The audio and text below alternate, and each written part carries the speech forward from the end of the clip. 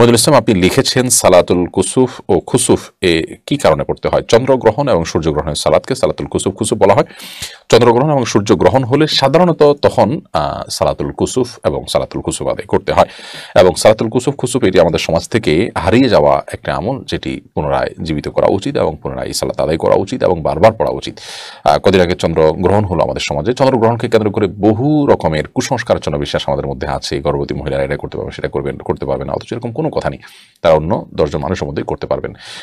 তারপরে আরও অনেক রকমের কুসংস্কার এখানে আছে। অতএব চন্দ্রগ্রহণ সূর্যগ্রহণ হলে সবাইকে নিয়ে সালাত আদায় করতে হয়, এটি হলো মৌলিক করণীয়। এর বাইরে অন্য কোনো কাজ নেই। চন্দ্রগ্রহণের সালাত জামাতের সাথে ইমাম সাহেব পড়বেন এবং সবাইকে ডাকা হবে আসসালাতু জামিআহ বলে, আজান নয়, এরকম একটা ডাক দিয়ে সবাইকে একত্র করা হবে এবং সবাইকে নিয়ে দীর্ঘ কেরাত, দীর্ঘ রুকু সিজদা দিয়ে ইমাম সাহেব 2 রাকাত সালাত আদায় করবেন, নীরবে কেরাত পড়বেন সালাতুল কুসুফ, চন্দ্রগ্রহণের সালাতুল কুসুফ।